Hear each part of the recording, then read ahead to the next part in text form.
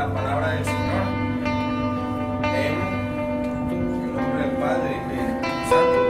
Mientras curaba yo a Israel, se descubrió la iniquidad de Efraín y las maldades de Samaria, porque hicieron engaño, y entra el ladrón y el salteador despoja por fuera, y no consideran en su corazón que tengo en memoria toda su maldad. Ahora les rodearán sus obras, delante de mí están. Con su maldad alegran al rey y a los príncipes con sus mentiras. Todos ellos son adúlteros, son como horno encendido por el hornero, que cesa de avivar el fuego después que está hecha la masa hasta que se haya leudado. En el día de nuestro rey los príncipes lo hicieron enfermar con copas de vino, extendió su mano con los escarnecedores, aplicaron su corazón semejante a un horno, a sus artificios. Toda la noche duerme su hornero, a la mañana está encendido como llama de fuego. Todos ellos arden como un horno y devoraron a sus jueces, cayeron todos sus reyes. No hay entre ellos quien a mí clame. Efraín se ha mezclado con los demás pueblos, Efraín fue torta no volteada. Devoraron los extraños su fuerza y él no lo supo, y aún canas le han cubierto y él no lo supo. Y la soberbia de Israel testificará contra él en su cara, y no se volvieron a Jehová su Dios, ni lo buscaron de todo esto, con todo esto. Efraín fue como paloma incauta, sin entendimiento. Llamarán a Egipto, acudirán a Asiria. Cuando fueren, tenderé sobre ellos mi red. Les haré caer como aves del cielo. Les castigaré conforme a lo que se anunciaron sus congregaciones. Ay de ellos, porque se apartaron de mí. Destrucción vendrá sobre ellos, porque contra mí se rebelaron. Yo los redimí y ellos hablaron mentiras contra mí, y no clamaron a mí con su corazón cuando gritaban sobre sus camas. Para el trigo y el mosto se congregaron, se rebelaron contra mí. Y aunque yo los enseñé y fortalecí sus brazos, contra mí pensaron mal. Volvieron, pero no al Altísimo. Fueron como arco engañoso. Cayeron sus príncipes a espada por la soberbia de su lengua. Esto será su escarnio en la tierra de Egipto. Pongan tu boca trompeta, como águila viene contra la casa de Jehová, porque traspasaron mi pacto, se rebelaron contra mi ley. A mí clamará Israel, Dios mío, te hemos conocido. Israel desechó el bien, enemigo lo perseguirá. Ellos establecieron reyes, pero no escogidos por mí. Constituyeron príncipes, mas yo no lo supe. De su plata y de su oro hicieron ídolos para sí, para ser ellos mismos destruidos. Tu becerro, oh Samaria, te hizo alejarte, se encendió mi enojo contra ellos, hasta que no pudieron alcanzar purificación. Porque de Israel está mi mieste, y artífice lo hizo. No es Dios, por lo que será deshecho en pedazos el becerro de Samaria. Porque sembraron viento y torbellino segarán.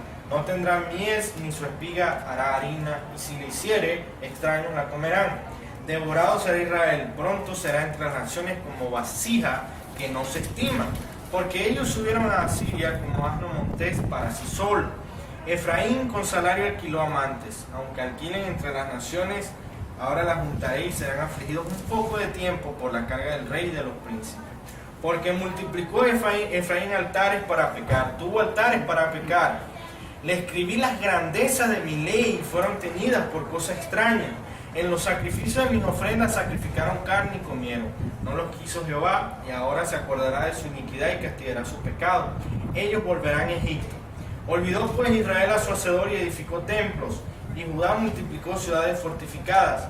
Mas yo meteré fuego en sus ciudades, el cual consumirá sus palacios. Amén. Amén. Ok, ya que leímos 2 capítulos completamente del libro de Oseas, hermanos, vamos entonces a exponer la palabra del Señor en base a estos 2 capítulos, y lo que el Señor me ha hablado, y creo que nos va a hablar y nos va a hablar a través de su palabra en estos 2 capítulos. Creo que es algo muy importante que se debe destacar y que está así de forma muy visible, y es obviamente el pecado de Israel, ¿ok? Pero en medio del pecado de Israel, el Señor también ha determinado un juicio, ¿ok?, para Israel. Entonces, ¿cuáles son estas cosas que podemos ver a la luz del capítulo 7 y el capítulo 8 del libro del profeta Oseas? Recordemos el contexto en el cual predicaba el profeta Oseas, ¿no?, en el tiempo de Jeroboam II, ¿ok? De eso vamos a hablar un poquito más adelante. Pero hoy vamos a concentrarnos ahorita en en lo que nos está hablando la palabra. Fíjense algo. Este sermón o esta enseñanza tiene por nombre la religión pura. ¿Ok? La religión pura. ¿Qué es la religión? O sea, ¿qué se entiende a veces por religión? Yo quiero hacer una aclaratoria acá.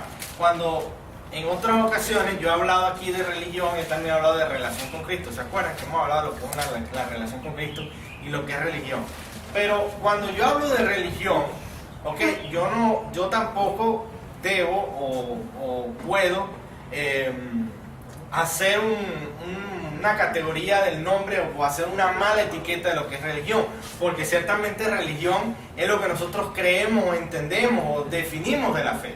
Entonces, cuando se habla de religión, yo no estoy hablando de en sí todo el término religión implica. Estoy hablando de qué cosa, de lo que es las obras, cuando las obras es toda la religión, cuando no es Cristo la religión de la fe. Amén, porque si nosotros somos justificados por Cristo, no podemos ser justificados por las obras. Eso sería totalmente incorrecto. Entonces, en todo caso, la religión como tal es la fe en Cristo Jesús, es vivir a Cristo. ¿Okay? No es el sistema de cosas que hago o no hago. Pero quiero aclarar el término de religión porque la palabra nos habla de ella. Incluso en Santiago, capítulo 1:27, la palabra dice que la religión pura y sin qué, sin mácula, sin mancha, la religión pura, ¿ok? Entonces, yo quiero hablar de la religión pura desde acá, desde Oseas 7 y desde 8, hablar de esto. ¿Por qué, hermano? Precisamente porque el pueblo de Israel vivía o tenía una religión, ¿ok? Y es importante, hermanos, que veamos cómo nosotros podemos a veces caer en un falso concepto de lo que es la religión pura, ¿ok? Ahora, ¿qué es religión? ¿Qué entendemos por religión? ¿Qué entienden ustedes por religión? Es el conjunto de prácticas, el conjunto de creencias que tienen un grupo de personas hacia algo. Por decir un concepto general. ¿Qué otra persona puede decir que es religión? ¿O qué entiende por religión? Puede ser como alguien lo toman como una vía para acercarse a Dios, pues, aunque sea erróneamente o no. Ok, fíjense algo. La religión, según un término, una definición, es una colección organizada de creencias, sistemas culturales y cosmovisiones que relacionan a la humanidad a un tipo de existencia. Muchas religiones tienen narrativas, símbolos e historias sagradas que pretenden explicar, 1, el sentido de la vida, o explicar, 2, el origen de la vida. A partir de sus creencias sobre cómo la naturaleza humana, las personas pueden derivar una moral, ética, leyes religiosas. ¿Ok? Eso es una definición. Según algunas estimaciones, existen alrededor de 4.200 religiones vivas en el mundo, innumerables e extintas. ¿Ok? Ahora, si la religión es una colección organizada de creencias, de cosmovisiones que relacionan y que, bueno, buscan explicar estas dos preguntas, el sentido de la vida y el origen de la vida, ¿en cuál creen ustedes que responde la religión del cristianismo? En las dos. Como que el cristianismo da respuesta a eso. Que da respuesta a eso. Ajá. Ahora, ¿cuál sería el centro del cristianismo? Responder cuál pregunta. El origen y el propósito.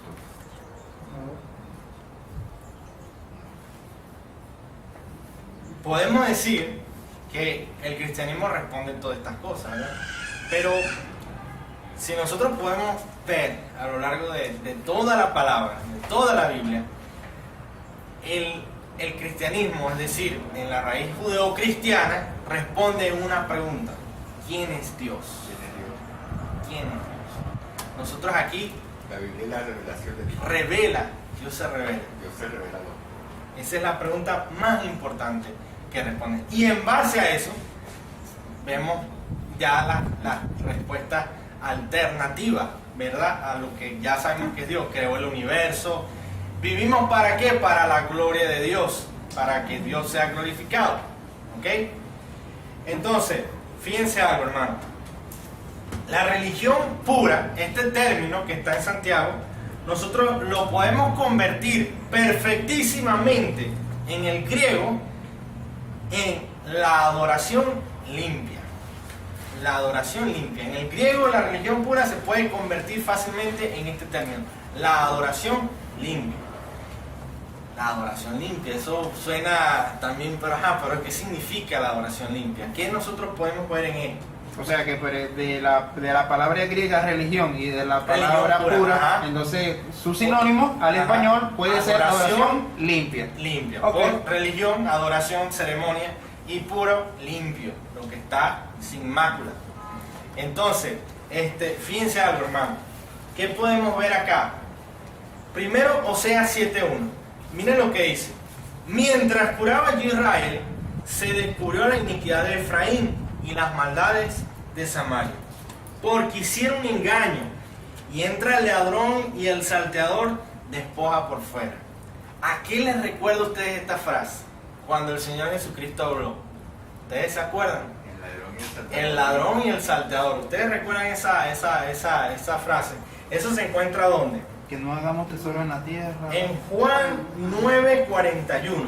Jesús le respondió: si fuerais ciego no tendrías pecado, mas ahora porque decís vemos, vuestro pecado permanece. De cierto os digo, el que no entra por la puerta en el redil de las ovejas, sino que sube por otra parte, ese es ladrón y salteador. ¿A quién les estaba hablando el Señor ahí? A los fariseos. La adoración limpia, si nosotros la contrastamos con lo que estaban viviendo los fariseos, era una cosa de aquí a la luna, pues, o de aquí a Plutón. Era algo que no tenía coherencia. La adoración de los fariseos era una adoración falsa, realmente. No era una adoración. Yo quiero desarrollarlo, esta palabra de lo que es la adoración, la religión pura, en dos términos nada más: la adoración falsa y la adoración extraña. Ahorita vamos a ver la adoración falsa. ¿Cuál es la adoración falsa? Y cómo vemos que el Señor Jesucristo expone a los fariseos y les dice: hey, ustedes dicen que ven, su pecado permanece. El pecado permanecía en ellos porque decían que veían, por el orgullo. No, yo estoy limpio. No, yo estoy bien, chévere. No, que tú no. Excelente, no, yo estoy bien con el Señor, yo, tú sabes, pacto, ofrendo, tal, no sé qué. Miren, hermano, nosotros, lo que hemos hablado, estamos expuestos delante del Señor. El Señor nos ve completamente. Y acá, cuando el profeta Oseas le habla al pueblo de Israel, ¿qué está exponiendo él delante de ellos? La hipocresía. ¿La hipocresía de qué? De vivir una adoración falsa, no una adoración limpia. Fíjense otra cosa, hermano. En el versículo 4 de Oseas dice, después que dice: mientras curaba Israel, se descubrió la iniquidad de Efraín, las maldades de Samaria, porque hicieron engaño, y entra el ladrón y el saltador despoja por fuera. Después el 4 dice: todos ellos son adúlteros, son como horno encendido por el hornero, que cesa de avivar el fuego después que está hecha la masa, hasta que se haya leudado. Otra vez, en donde el Señor vuelve a hablar este término. Mateo 16:4. La generación mala y adúltera demanda señal, pero señal no le será dada sino la señal del profeta Jonás. y dejándolos se fue. Llegando sus discípulos al otro lado se habían olvidado de traer pan. Y Jesús le dijo, mirad, guardaos de la levadura de los fariseos y de los saduceos. Guardad de la levadura. El Señor Jesucristo estaba discutiendo con quién. ¿De dónde venía el Señor Jesucristo cuando le dijo eso a los discípulos?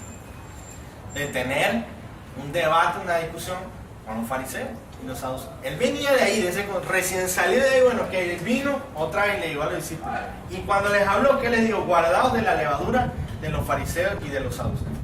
¿Y de qué les estaba hablando entonces? Del problema que ya venía discutiendo. Que los discípulos no entendían. Pero Señor, pues ¿por qué no trajimos pan? Porque no entendían.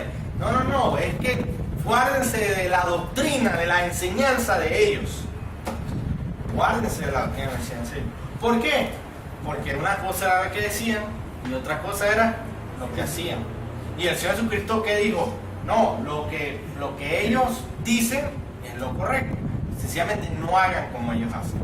Porque no hacen como dicen. Entonces, aquí, cuando el profeta Oseas está hablando, que dice que son como hornos encendidos por el hornero, que cesa avivar el fuego después que está hecha hasta que sea lo que prácticamente está diciendo aquí el profeta es como que ustedes preparen una masa para hacer una arepa, un pan o algo, y ustedes tengan ahí el horno encendido, pero de pronto se les fue el gas y se apagó, y eso, ok, metieron la masa, pero ya se había apagado el fuego.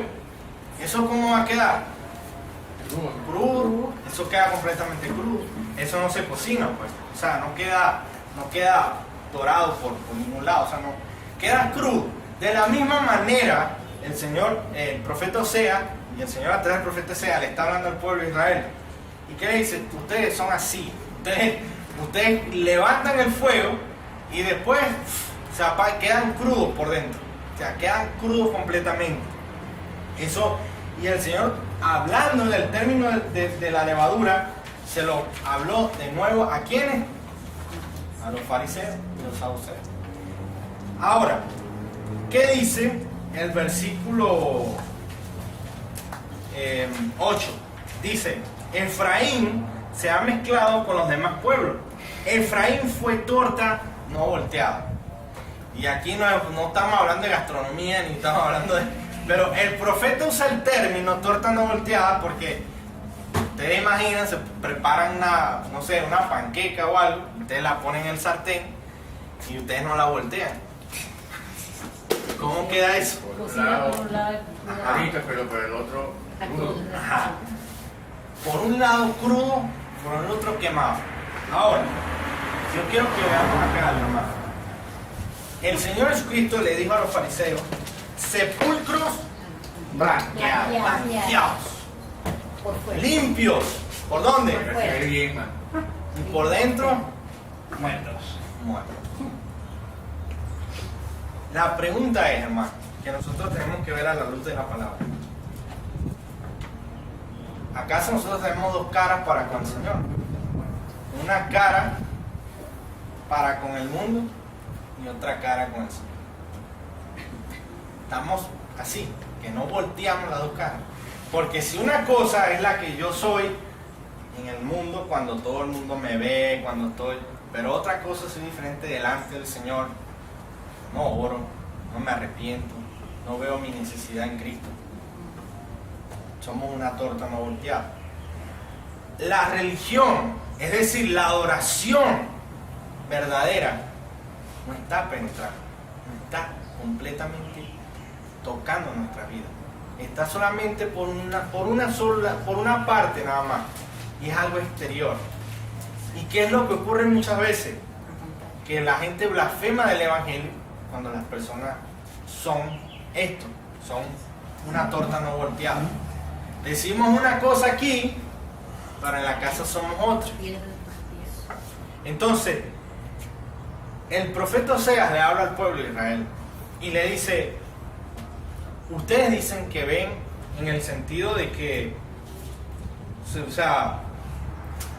se creen que se la saben todas, pues, en la parte religiosa, con todo el entendimiento de las leyes y todo esto, pero por no reconocer la necesidad, por no humillarse y entender que necesitaban a Cristo, ahí estaban, no podían decía el versículo anterior, el capítulo anterior, si no leímos que el espíritu de fornicación en medio no permite que haya un arrepentimiento, no hay un quebrantamiento, la arrogancia. ¿Cuál es el mayor pecado? La incredulidad. ¿Por qué? Porque el que no cree en Cristo, la incredulidad. Y la incredulidad puede partir de muchas razones, pero la principal de las razones es el orgullo. El orgullo. No, yo no necesito del Señor, no, yo necesito de Cristo. Eso es una de las razones. Entonces, ustedes recuerdan la oración, esta oración que decía: Señor, te doy gracias porque no soy como el publicano. Y la oración del publicano que era: Señor, sé propicio a mí. Mira, hermano, nosotros debemos tener cuidado. Y esto debemos tomarlo con el corazón más sincero y más dispuesto y de verdad verlo de la mejor manera posible. Nosotros tenemos que tener cuidado cuando nosotros decimos: ay, bueno, yo estoy en Cristo, gracias al Señor, yo estoy en Cristo, ay, yo estoy aquí, que no sé qué. No porque no sea así, porque realmente el Señor nos rescató, pero porque estábamos allá y todavía hay mucha gente estando allá y que necesita escuchar el Evangelio y necesitan arrepentimiento. Entonces, de la misma razón, nosotros no nos podemos poner como este fariseo: ah, bueno, Señor, ya, tú sabes, yo no soy como ese mundano que está allá, no sé qué. No, hermano, si esa es nuestra mentalidad, pidámosle perdón al Señor. Debemos entender que los que están allá no porque quieren, porque son esclavos del pecado. Sí, ellos buscan el pecado, ellos aman el pecado, ellos corren tras el pecado, la palabra habla de eso, pero están siendo esclavos ¿de qué? Del mundo. No dice la palabra que Satanás cegó el entendimiento de la gente para que no vieran la luz. Entonces, ¿qué diferencia hay entre ellos y nosotros? Sencillamente, ellos son pecadores no arrepentidos y nosotros somos pecadores arrepentidos. Eso es la única diferencia, no hay otra diferencia. Y esta era la realidad que enfrentaba el Señor Jesucristo cada vez que se topaba con los fariseos, cada vez que tenía. ¿Por qué? Porque el Señor no estaba cuestionando las enseñanzas, porque las enseñanzas vienen desde Moisés y todo esto, y el Señor fue el primero que las cumplía. Él cuestionaba, era esa actitud interna del corazón, eso que no podía, que como una torta, cuando de un lado nada más se cocina de esa manera, todavía toda la palabra, todas esas no podían transformar el corazón, no podían. Tenía que venir el Espíritu Santo y quitar el corazón de piedra y ponerlo de carne. ¿Se acuerdan lo que hablamos también creo que fue el domingo antepasado, no el otro? Que las piedras, por más que uno le pueda y le eche agua y la mete, usted la puede meter en un tanque, una piedra, usted la saca y la parte y por dentro está seco. Eso no le entra nada.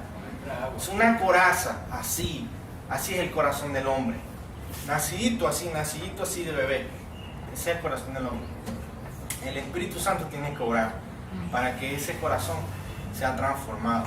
Amén. Cuando Dios nos transforma ese corazón, es un corazón que debe ser conforme al corazón de Dios, conforme al Señor, porque Él le da una pisada para que nosotros caminemos allí. Y entonces, ¿qué debemos hacer nosotros?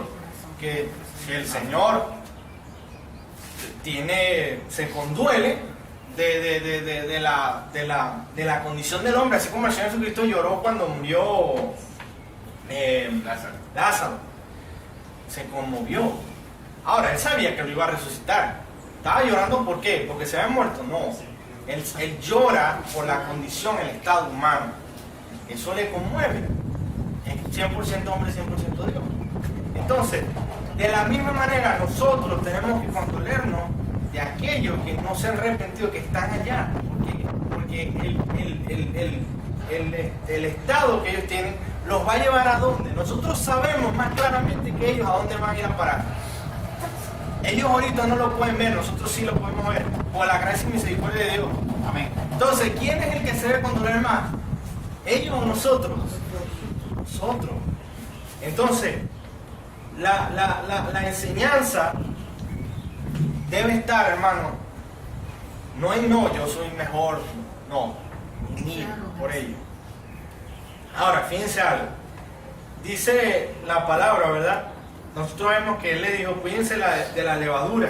¿Qué decimos que es la levadura? La doctrina. Ok. ¿Cuál era la doctrina? Fíjense lo que dice el contexto del versículo. La generación mala y adúltera demanda señal. Ahora, yo pregunto, hermanos, ¿por qué la generación mala y adúltera demanda señal? Por la incredulidad que tienen, que no tienen que ver algo. Por la falta de fe. Porque no tienen el don de Dios, de la fe. Dios no les ha dado el don de la fe. Por eso tienen que pedir señal. O sea, tú no vas a pedir señal de algo que tú estás seguro. Si a ti te dan y te ponen en la mano, no sé, una naranja y te cierran la mano y tú sabes que es una naranja, tú no vas a decir, muéstrame una naranja, tú sabes que es una naranja. Eso es lógico. Las personas que no tienen fe demandan señal, piden señales. Ahora, ¿qué es lo que estaba hablando el Señor? No es necesario, o sea, cree, bienaventurado. Los que no vieron y creyeron. Aleluya. Entonces, es creer, hermano. Entonces trata de creer en el Señor. La fe no tiene lógica con las señales y con las demandas. Entonces, una de las razones que nosotros debemos tener claro cuando predicamos, cuando evangelizamos, es que el que va a creer y el que va a responder es porque Dios le ha dado fe de que crea. No es porque tienen que ver señales y milagros y que no los vayan a ver y que el Señor nos vaya a respaldar, porque dice que las señales seguirán a todos los que creen. Entonces, eso sigue, pero uno no va detrás de eso, uno va detrás del Señor, de la palabra. ¿Ok?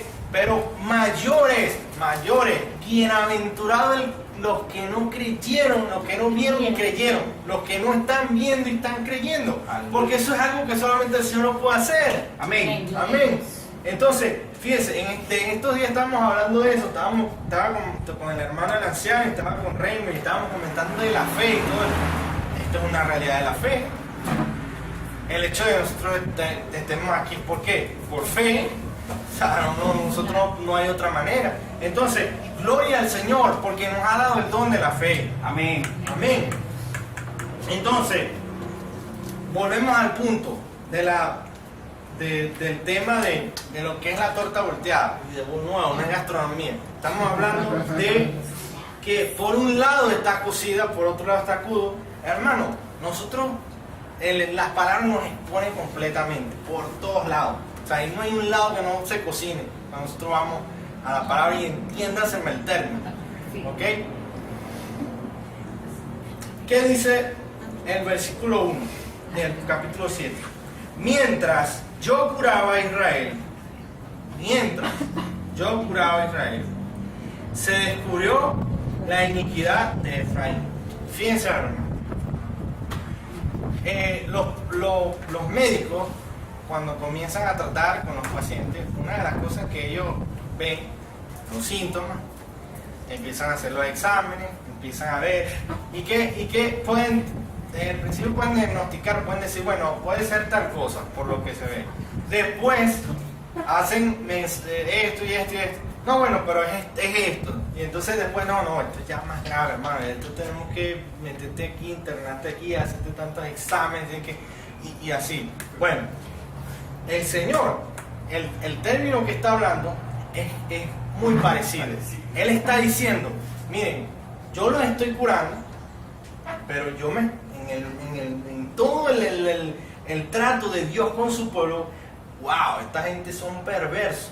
Y entonces a medida que adentro, no, esto es iniquidad, esto es... Y esto está peor. Y sigue, no. Miren, hermano, esa es la realidad con la que el Señor está hablando ahí. Esa es la realidad. ¿Y qué pasa?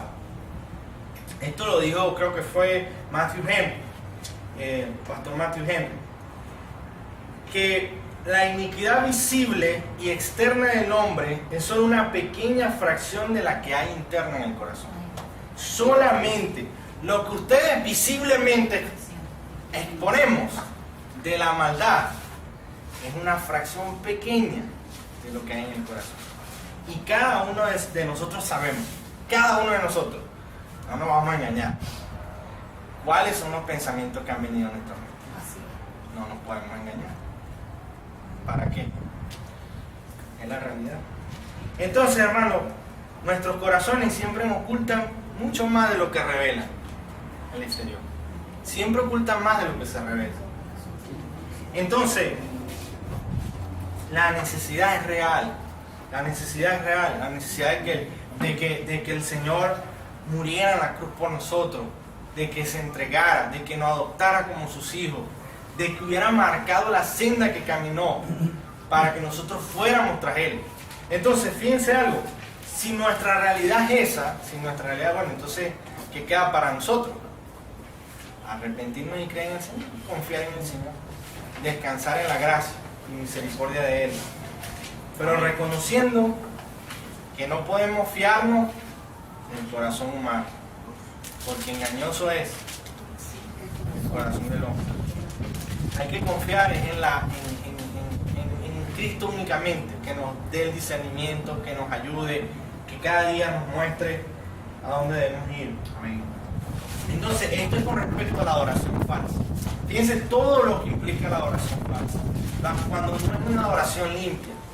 Ustedes saben que es una adoración limpia, que ustedes vayan delante de la presencia de Dios en oración, en su casa, donde ustedes estén. Y ustedes le digan al Señor, mira Señor, yo pienso esto, yo peco contra ti en esto, mira, yo hago esto y hago esto. Señor, yo necesito que me limpie, que me perdone, que me ayude. Eso es una relación, eso es una adoración limpia, o sea, es transparente. No hay que ocultar nada. O sea, ¿qué vamos a ocultarle nosotros a Dios? No podemos ocultarle nada. Y Él, como buen padre, ¿qué hace? Nos abandona. ¿No? Entonces, ¿cuál es el temor? El padre va, el hijo va al padre y el niño cuando tiene plena confianza en su papá le dice, papá, hice tal cosa, o a lo mejor no lo dice, pero cuando el papá le insiste, al final lo dice, porque es que papá no lo va a matar. O sea, pero ¿qué es lo que debemos entender nosotros, hermanos? Que esto debe ser la adoración limpia, una adoración limpia, transparente, genuina con nuestro Señor. Amén. No podemos vivir esta adoración falsa. Eso en esa parte. Ahora, ¿cuál es la adoración extraña? ¿Por qué hablamos de adoración extraña? El capítulo 8 dice, fíjense algo, el capítulo 8, versículo 4, dice, ellos establecieron reyes, pero no escogidos por mí. Constituyeron príncipes, mas yo no lo supe. De su plata y de su oro hicieron ídolos para sí, para ser ellos mismos destruidos. ¿Ok? Fíjense algo. Establecieron reyes, pero no escogidos por mí.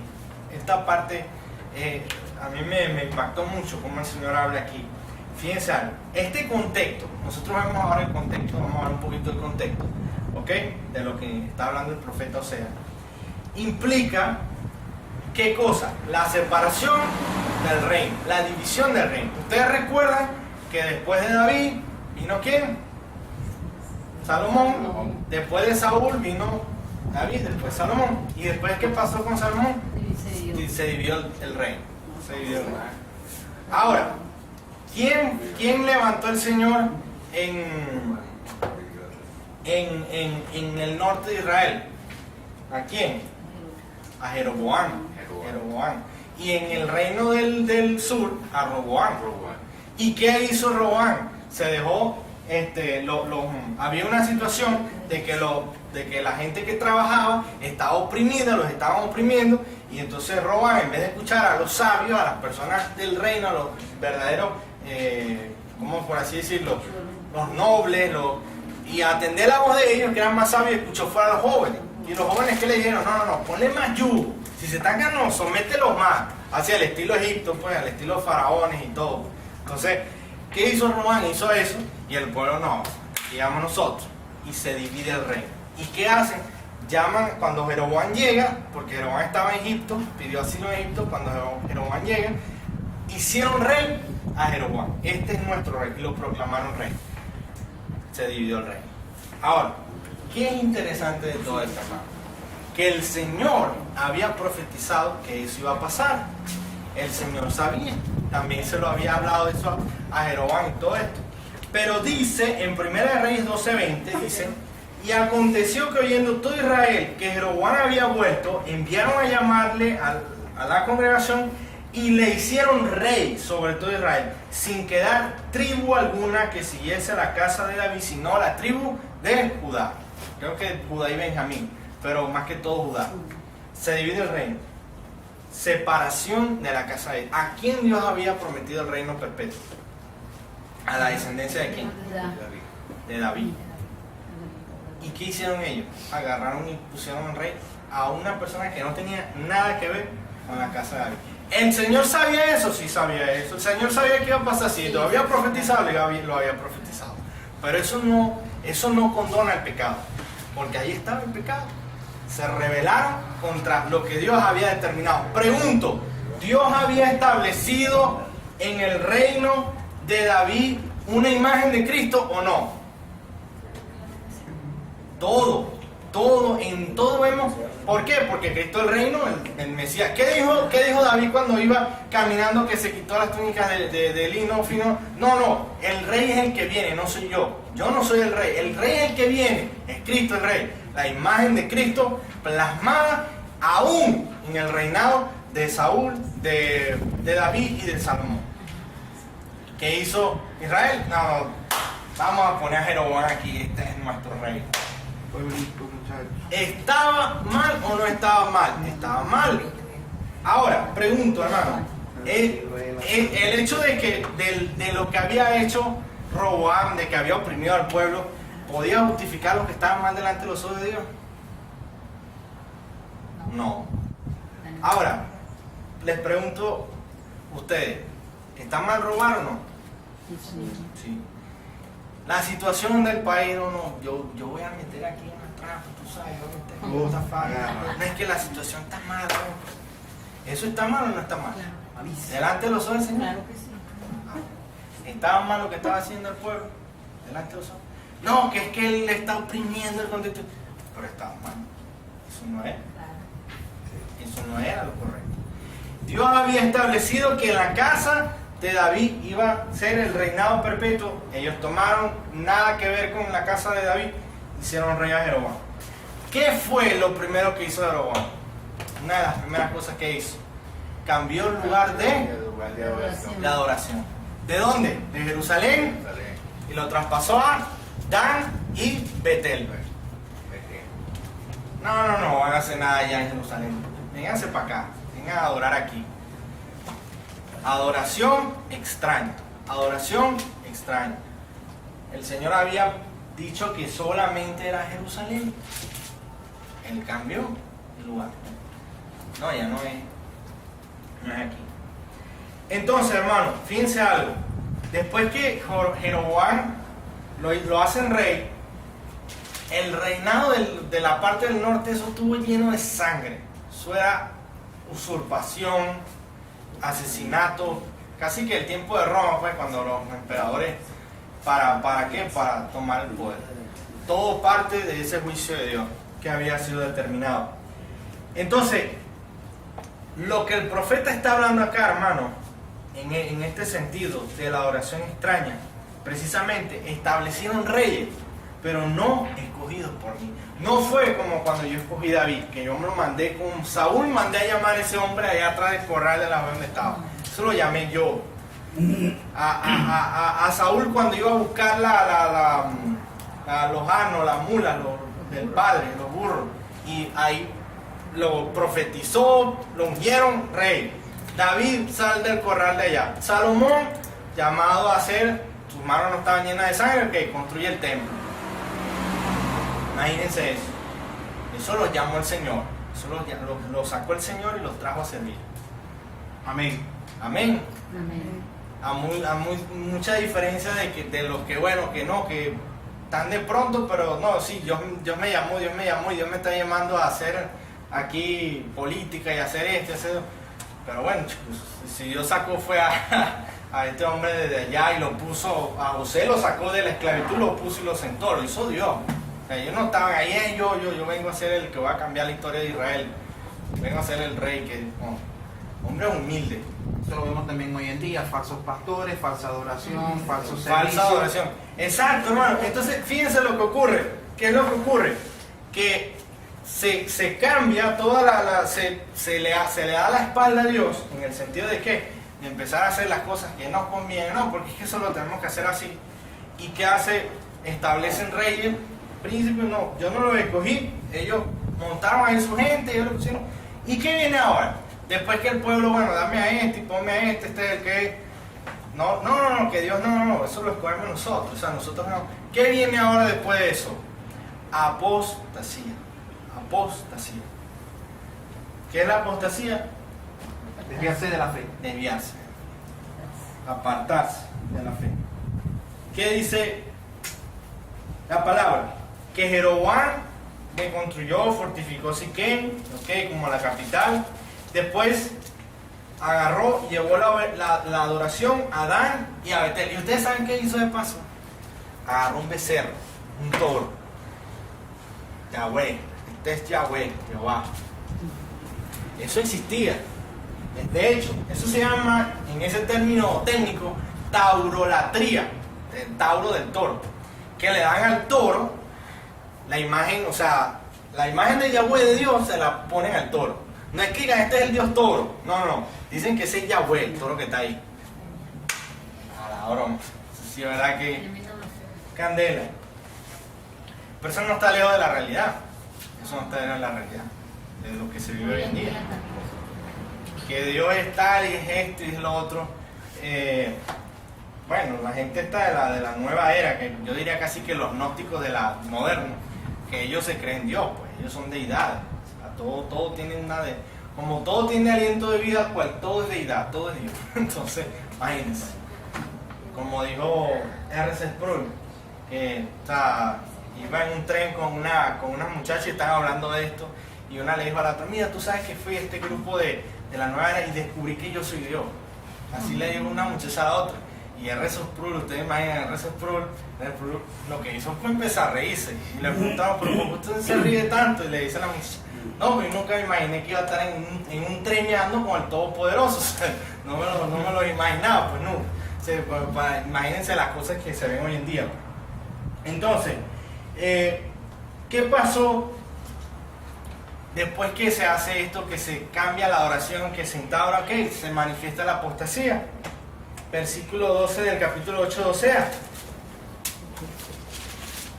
Les escribí las grandezas ¿de qué? De mi ley. De mi ley. Y fueron tenidas ¿por qué? Por cosas extrañas. Por cosas extrañas. Eso es, hermano, tal libro, ¿qué libro? ¿En qué versículo? Hermano, lea la Biblia, hermano. O sea, ajenos a la palabra, ajenos a la escritura. No hay nada, o sea, no hay un conocimiento bíblico. Y eso pasa cuando hay una oración extraña. Las palabras de la ley, nada que ver. No, el Señor a mí me reveló esto y esto y esto. Pero hermano, ¿dónde está eso en la Biblia? No, hermano, eso me lo reveló el Señor. Bueno, a Jeroboam el Señor le reveló que la imagen del toro, y él hizo el toro. O sea, no leyó en las escrituras. No puedes hacer imagen de mí. ¿Qué imagen me vas a hacer? Dice la palabra. Si el cielo es mi trono y la tierra el estrado de mis pies. O sea, entonces, ¿qué pasa, hermano? Nosotros, lo que estamos viendo hoy en día, es una realidad de la apostasía. Fíjense que el 5, creo que fue el lunes 5, trasladaron el monumento de los 10 mandamientos que estaba en Oklahoma, en Estados Unidos. Lo cortaron de la base y se lo llevaron. No, eso atenta contra la constitución del estado de Oklahoma. Otros dijeron que atentaba contra la constitución de Estados Unidos. Por muchas razones, que, bueno, el matrimonio entre mismo sexo, esto y lo otro. No, hay que sacar la religión de la constitución, de las leyes, de las normas, y pasaron de una vez y lo cortaron. Saquen eso de aquí. Fueron extraños. Le escribí las grandezas de mi ley, las grandezas de mi ley, y fueron como cosas extrañas. Y cuando el hombre hace eso, ya no hay más nada, sino esperar que se revele el juicio de Dios. Más nada, absolutamente. Entonces, fíjense algo. Tenemos que entender algo, hermano. El Señor, en sus propósitos y en su sabiduría, Él se había propuesto dividir el reino. Él sabía que todo esto iba a acontecer, la división del reino. Entonces, de la misma manera, esa designia de Dios no condona el pecado de Jeroboam, así como cuando Job, todas las cosas que le pasaron a Job. ¿Ustedes creen que los que le robaron a Job y todo esto, que le hicieron daño a su familia, cuando el Señor le dijo al enemigo que bueno, que él daba permiso para tocarlo, ¿ustedes creen que Dios no iba a dejarlo que se fueran así? Bueno, sí, me dijiste que fueran, ya lo robé, ya me voy, y se fueran así? ¿Ustedes creen que no me van a tener consecuencias a mí? Dice la palabra que Dios no pasa por alto nada, absolutamente nada.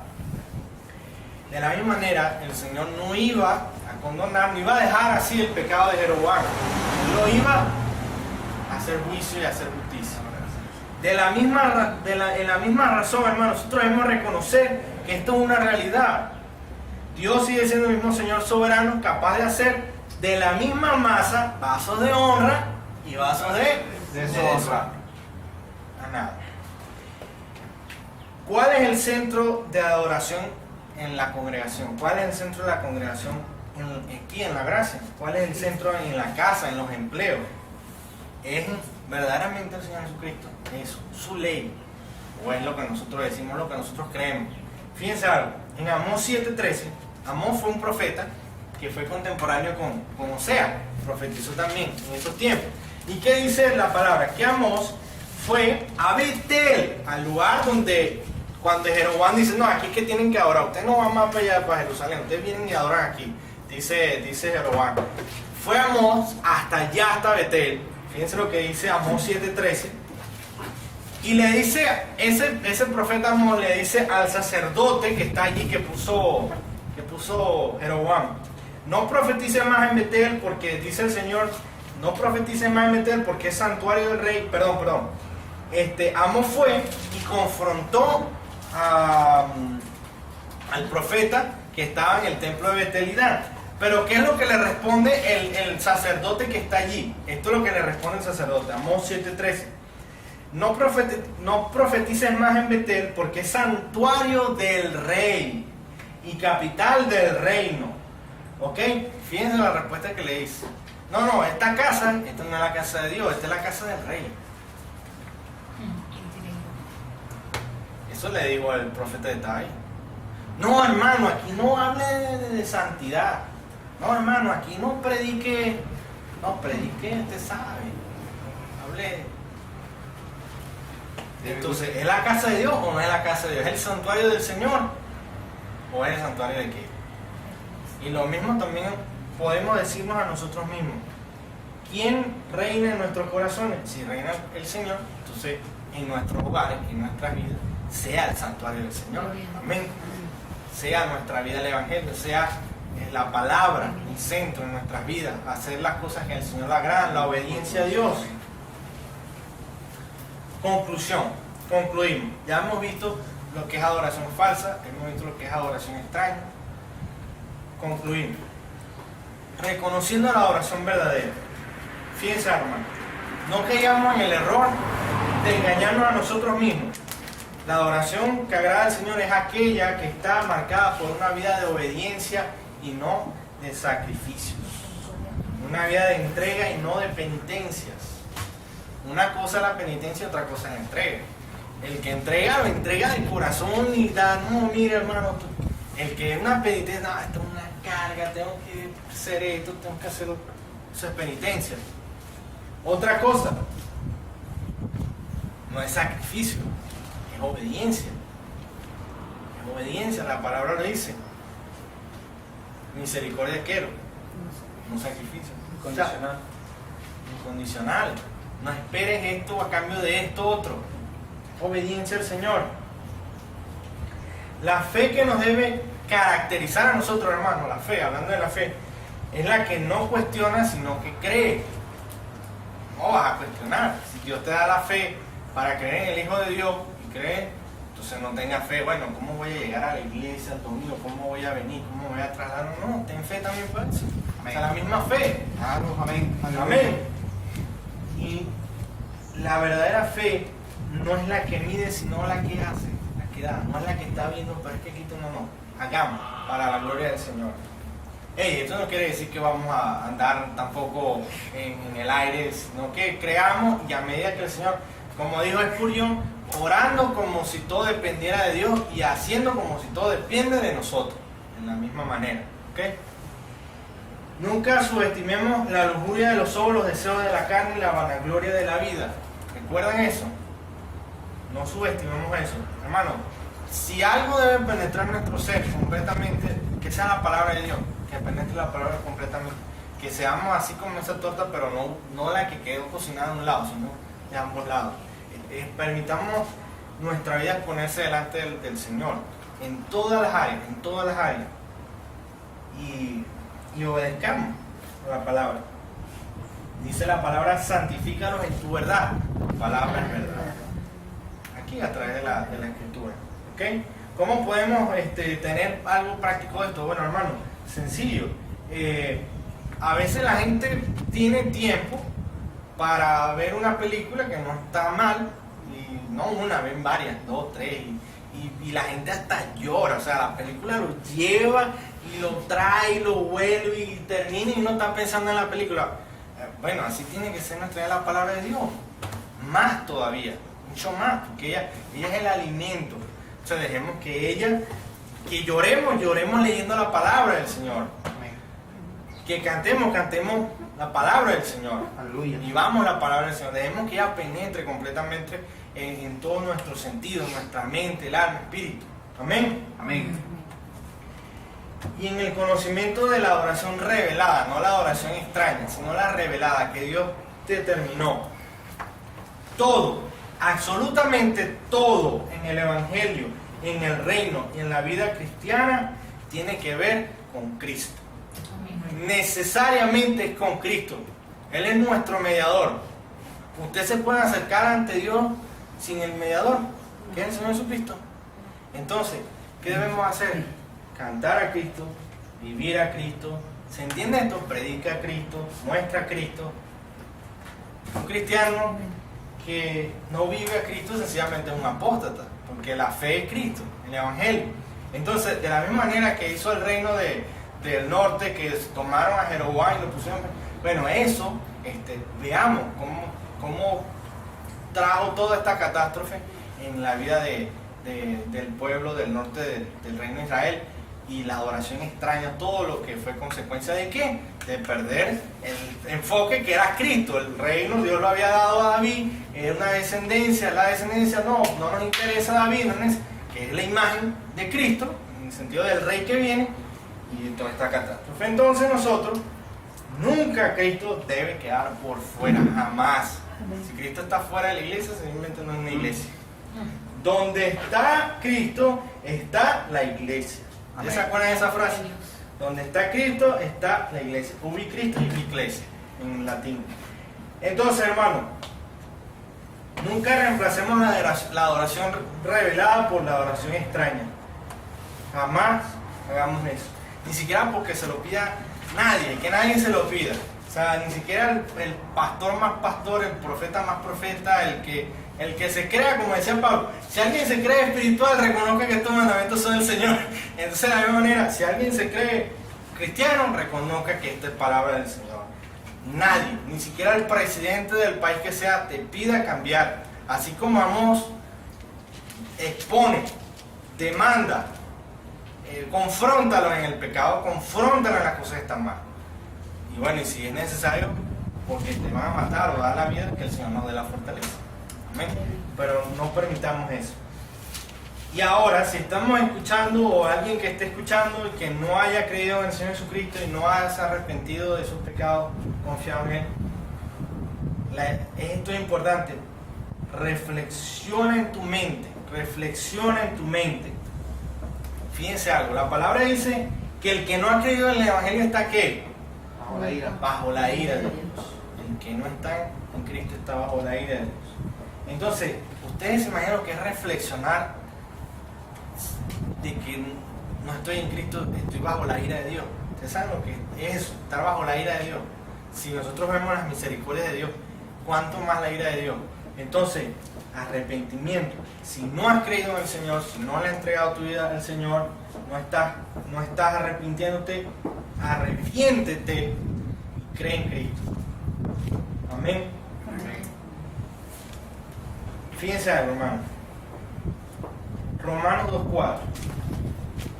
¿Qué dijo Pablo? Con respecto a lo que es la ira de Dios, lo que es el creer